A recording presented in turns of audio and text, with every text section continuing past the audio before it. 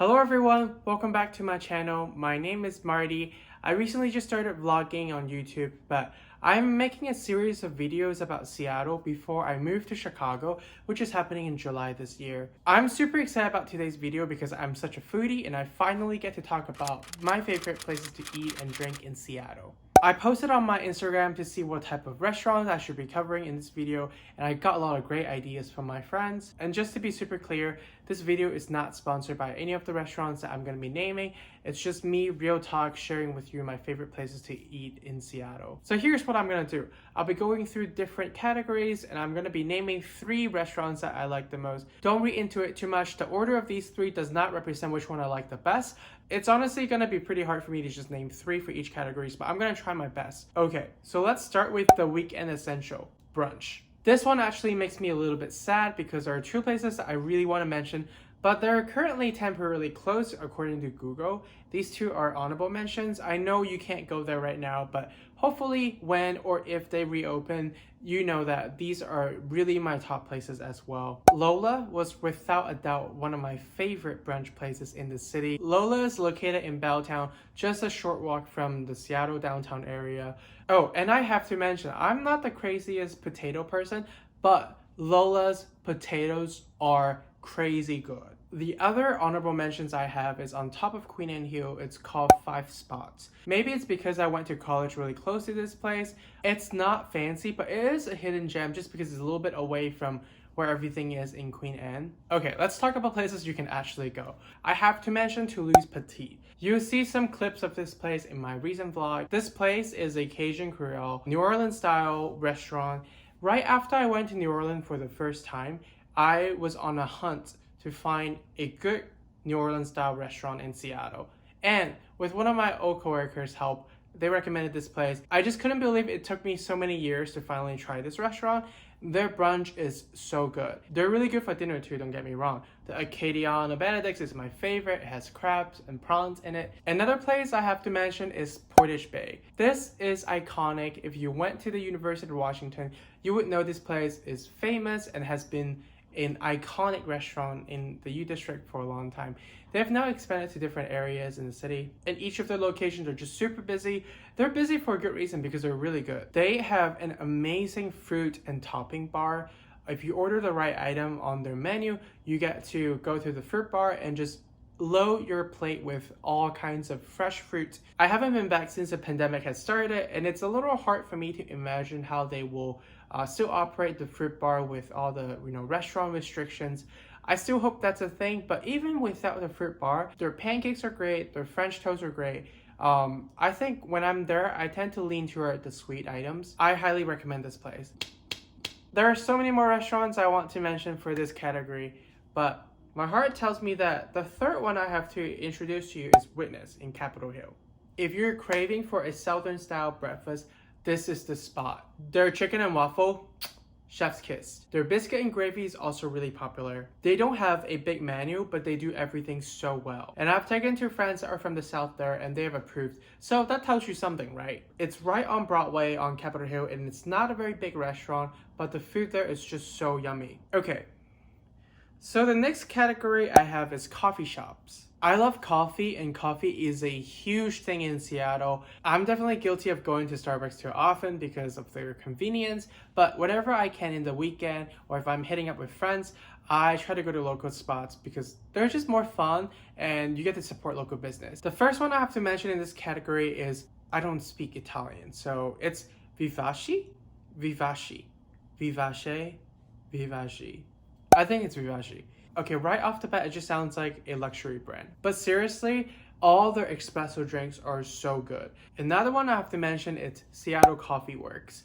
This place has multiple locations around the city. In the Ballard location, it's called Ballard Coffee Works. In a Capitol Hill location, it's called a Capitol Coffee Works. This place also have great coffee, but I have to mention, my favorite thing about this place is the atmosphere. All their coffee shops just have a really cozy vibe, and I think that's a big part of coffee shop culture. Having a place where you can do your work or have a good conversation is really important. And the last one I have to mention is Cafe Vita. Cafe Vita is also a local chain.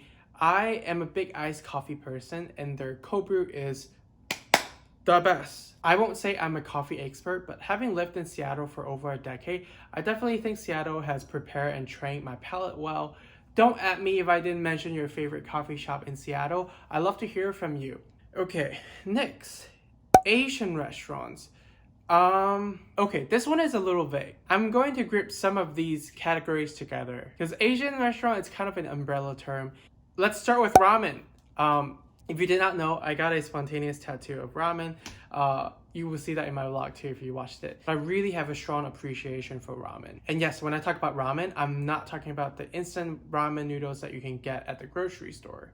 3 of my favorite ramen restaurants in Seattle: Danbo, Menya Musashi, and Kizuki. Those 3, without a doubt. Let's start with Menya Musashi, just because I'm a regular there. I'm a super fan of their black ramen and their hybrid ramen. Hybrid is basically a combination of the black ramen and the red ramen. The red ramen is the spicy one.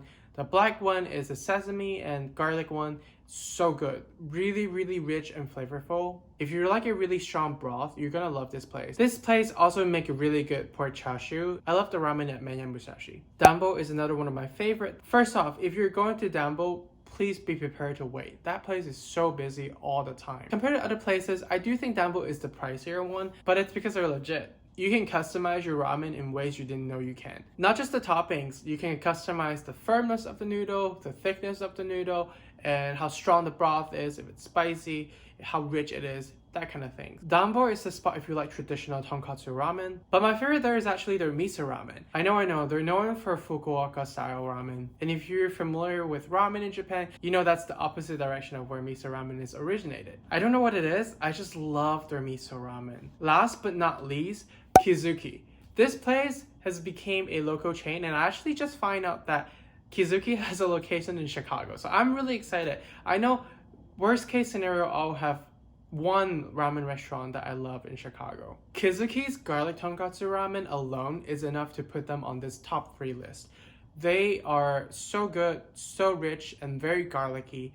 You'll love this soup if you like garlic flavor. Out of the 3 places I've mentioned so far, Kizuki also has my favorite noodles. They're the chewier of the 3, and that's just my favorite texture. If you prefer a lighter broth, they have one that's called yuzu shio, which is a citrusy one that's salt-based. And you know what's also great about Kizuki? They have a big menu outside of ramen. They actually have donboris. They have a lot of izakaya items. If you're going with friends that don't appreciate ramen, which, let's just be honest, they're monsters. Just kidding. If you have friends that don't like ramen or want to order other things, they have a lot to choose from. I also really like their karaage don, but let's be honest, I'm always in the mood for ramen.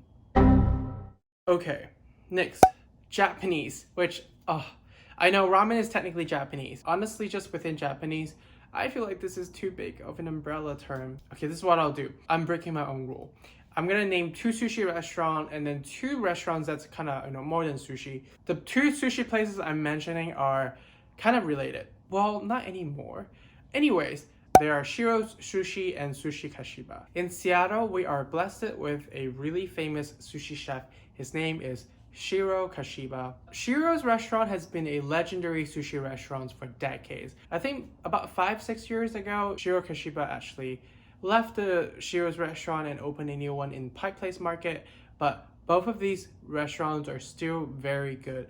I know some people have said that Shiro's is no longer owned by Kashiba, so it's different, but I still think Shiro is one of the top sushi restaurants you can go to in the Seattle area. Between the 2, Sushi Kashiba is the more expensive one. It's right located in Pike Place Market. It's gonna be pricey, but I really recommend ordering omakase there. Omakase just means that the sushi chef will decide what to give you. It's a very different experience than ordering a bunch of rolls. Those are fun too, but that's a little more Americanized. Okay, so for non-sushi restaurants, Manaki is absolutely, without a doubt, one of my favorite restaurants in Seattle. If I remember correctly, this is actually one of the oldest, if not the oldest, Japanese restaurant in Seattle. Very, very traditional settings. You can walk inside there, and if you have a large enough party, you might get seated in one of those traditional Japanese rooms. It's a lot of fun. Their menu is big. You can order all kinds of food there. They actually have sushi too, and it's really good. I really like all the izakaya items there, and they have really fun set dinner. Definitely give it a try. Okay, my last mention for the Japanese category. This is a relatively new restaurant compared to the other. It's located in Belltown. It's called Shinya Shokudo. If you like yakitori, this is a spot for you. You get all kinds of fun skewers. They have a lot of rice dishes, noodles dishes, fried food. It's great to have some drinks with friends and order a bunch of food there. Okay, next up, Vietnamese. First, my favorite place to get banh mi, which is Vietnamese sandwich, is the Saigon Deli on Jackson. It's in Little Saigon, which is just like east of International District. It's very affordable, but it's amazing. If you think Subway's $5 footlong is amazing, you have to try Saigon Deli. My favorite item there is the grilled pork banh mi. It is the best. Next, I have to mention Pho Bak, which is mentioned in my last vlog as well. Pho Bak has some of the best pho and vermicelli bowls I have had. They have really flavorful broth, and they're known for their short rib pho. Amazing flavor, super tender. I'm usually a little afraid of ordering it just because it can get a little messy eating off the bone, but if it's your first time there, try that. The third one I'm mentioning is Babar. I think Babar is a successful attempt to make Vietnamese street food modernized and upscale. They have really good cocktail. You're definitely paying a lot more for the food, but overall it's a great dining experience. My favorite there is the oxtail pho. They also do a wings special Wednesday, I forgot which day. It's a really good deal for wings, and their wings are so good. Okay, so someone want me to talk about Thai food. One of my favorite Thai restaurants in the city is in West Seattle. It's called Buddha Ruska. Their garlic crispy chicken is straight up the fire. That dish alone makes me want to drive to West Seattle right now.